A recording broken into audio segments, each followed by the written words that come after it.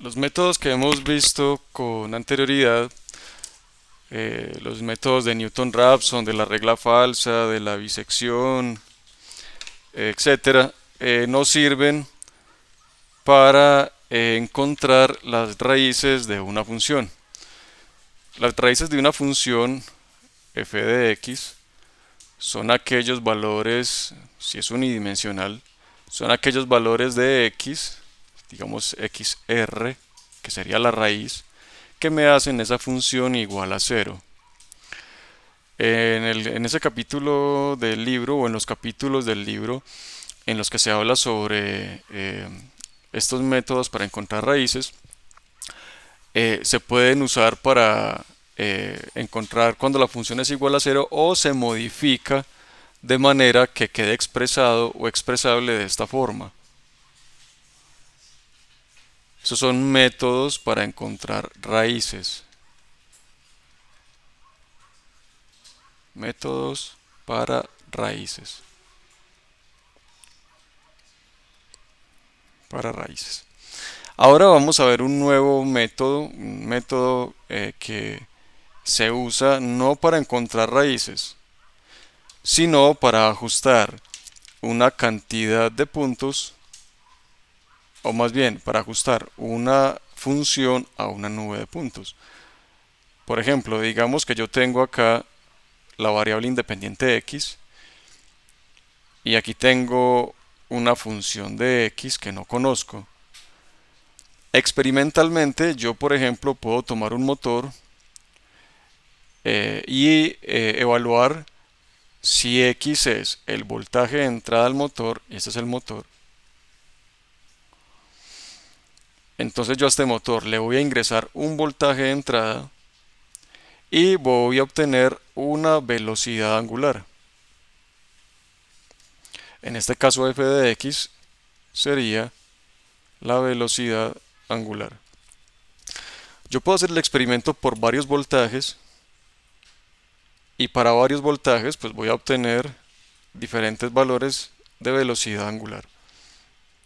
Estoy asumiendo que tengo disponible una medición tanto de voltaje como de velocidad angular. Supongamos que yo lo que quiero hacer es programarle alguna velocidad a este motor. En ese orden de ideas, entonces yo quiero saber qué voltaje le debo poner para obtener una velocidad angular determinada. Para hacerlo, pues sería muy engorroso hacer una nube infinita de puntos o prácticamente imposible, y para ello pues más bien voy a tratar de hacer una interpolación de todos estos puntos a una línea. Esa línea, pues, digamos en este caso puede ser una línea recta, la voy a dibujar aquí. Esta línea recta que pinto en rojo será la representación de los puntos. Esta curva es un resumen de los puntos. Esa curva se podría expresar de la forma, como ya sabemos, y igual a mx más b. De tal manera que si x es velocidad, perdón, es voltaje y y es velocidad angular, yo fácilmente puedo conocer por medio de esta expresión para un voltaje qué velocidad angular obtengo. Es obviamente de anotar que es una representación de los puntos, no es exactamente el sistema que estamos analizando, es un modelo del sistema, pero es un modelo que se puede ajustar muy bien a esos puntos. Esta curva puede representar no solamente sistemas físicos, también puede representar un sistema económico, un sistema social. De hecho, mucho de la inteligencia artificial como la conocemos hoy en día se trata de algo muy similar a algo como esto, de tener unos puntos, una nube de puntos y tratar de aproximar funciones a esa nube de puntos. Esas representaciones matemáticas le pueden dar, por ejemplo, a un algoritmo la idea de o una sugerencia de lo que uno puede estar buscando y mandar publicidad, por ejemplo, en alguna red social, por ejemplo. Pero bien, aquí lo estoy asumiendo desde los sistemas físicos porque son más simples de analizar, obviamente, que las personas y otros tipos de sistemas. Voy a partir de este ejemplo. Supongamos que yo tengo un motor y ese motor, pues yo lo quiero representar por medio de esta línea recta. Tengo una nube de puntos, de voltajes y de velocidades angulares y yo quiero resumir los puntos en una función. Quiero resumirlo todo acá. De manera que cuando yo quiero una velocidad angular, le pongo el voltaje que es. Em, esta forma de aproximación se conoce como regresión. Esto es lo que se conoce como regresión. Y cuando estamos hablando de que esa nube de puntos se va a aproximar por medio de una línea recta, esa regresión se conoce como regresión lineal. Acá vamos a hacer la explicación para una regresión que va a ser una regresión lineal. Voy a partir de este ejemplo en particular y luego lo vamos a explicar de una manera más general. Supongamos otra vez que tenemos una velocidad angular y tenemos un voltaje.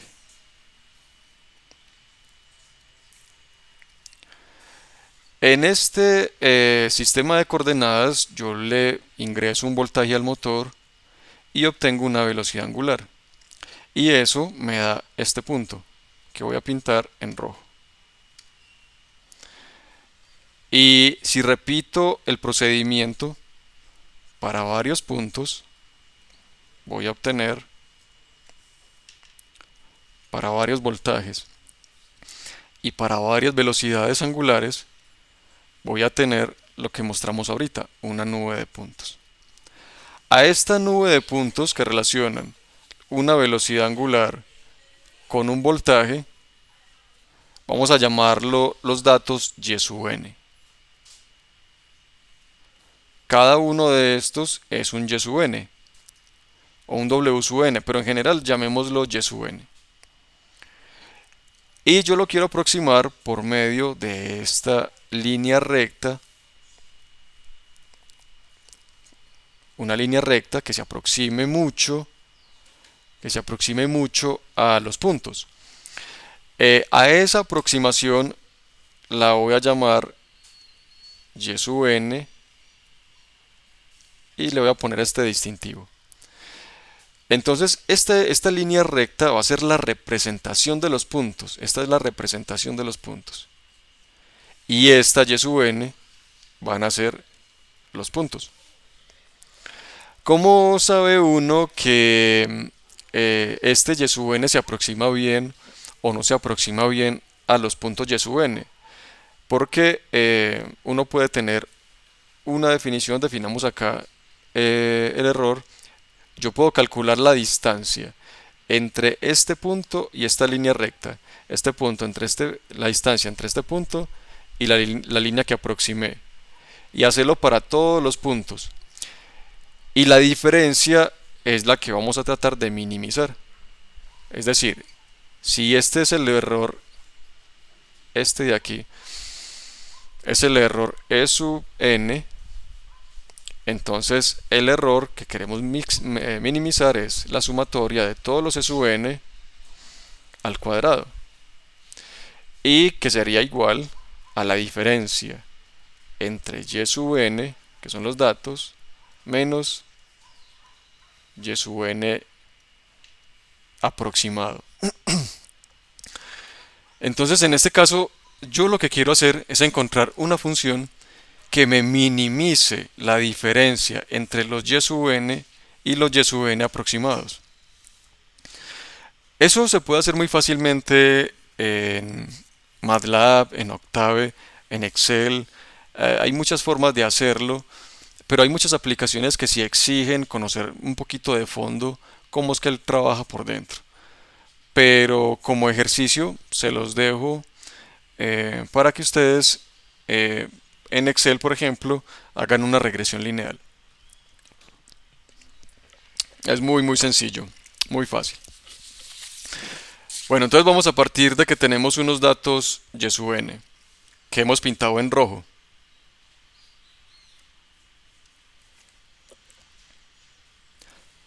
Y sub n, que son un montón de datos, pues se puede representar por valores cualquiera. Por ejemplo, voy a pintarlo aquí otra vez. Digamos que este por aquí sería y sub 1, este sería y sub 2, y sub 3, etcétera. Cada uno de estos puntos es un y sub n. Y en un computador, pues yo lo puedo ver como simplemente un arreglo de valores. Y sub 1, y sub 2, y sub 3, etcétera. Y realmente este sería, al final se tendría el valor y sub n, y yo a todos estos valores les puedo dar una representación vectorial. Yo puedo encerrar todo esto en un vector y decir que todo esto es mi vector y, ya no y sub n, ya esto no va. A esto lo voy a llamar mi vector y. El vector y es el vector formado por cada uno de los puntos que yo obtuve en el experimento del motor.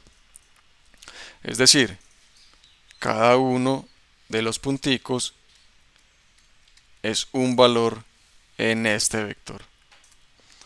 Estos son lo que llamaríamos, estos son los datos reales.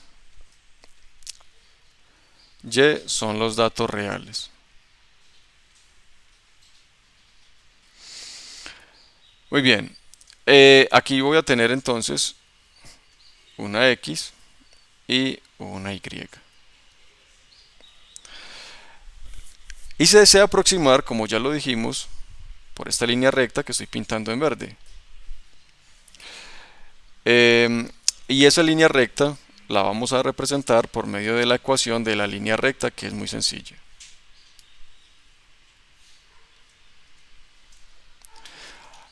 De esta misma manera, así como formé yo este vector y, este lo llamamos y aproximado, cada xn, en este caso sería un voltaje, pero en general una entrada cualquiera, cada xn me generaría un y sub n.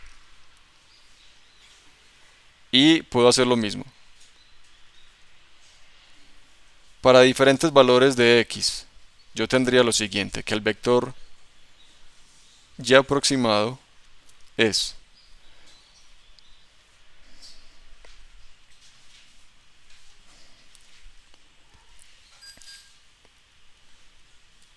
eso sería para el dato, el primer dato. Para el segundo dato tendría algo como esto, y así hasta llegar al vector, al valor, perdón, de x, xn,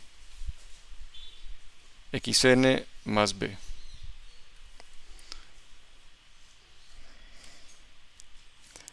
Y este sería mi vector y aproximado.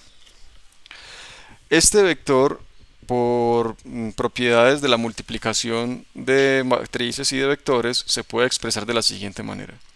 Se puede expresar así. Esto se podría, si le cambiara el orden, bueno, ahorita miramos cómo queda. Podría tener una columna de puros unos. Estos son puros unos.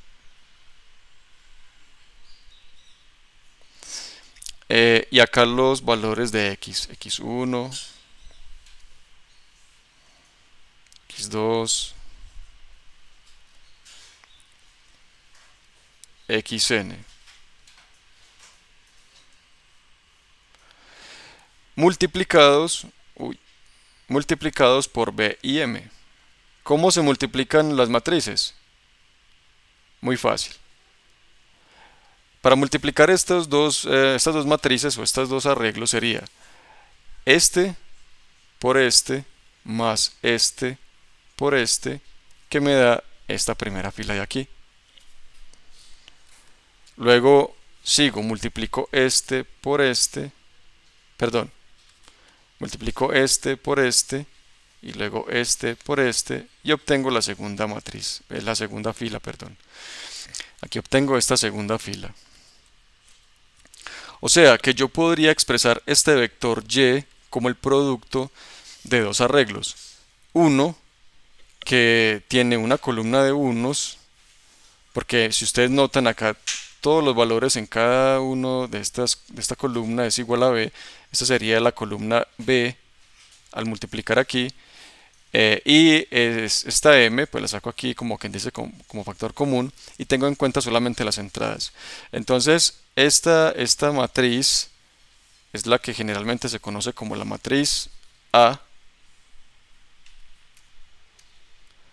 Esta es la matriz A. Y a esta se le conoce como la matriz U. Por tanto, se puede expresar entonces a y aproximado. Y aproximado va a ser igual a la matriz A por U. Siendo A propia de los datos, estos son datos, recuerden que A tiene las entradas, aquí está, A depende de los datos de entrada, y U son estos coeficientes que no conocemos, B y M son parámetros de los cuales no tenemos idea qué valor pueden tomar y menos idea tenemos de cuáles serían los mejores valores para minimizar el error cuadrático medio, que fue como definimos el error al principio. Bien, aquí pues simplemente como para que lo tengan en cuenta, para que cuando lo lean en la bibliografía pues no se vayan a, a extrañar con los nombres. A esta ya aproximada se le podría dar el nombre de imagen de A.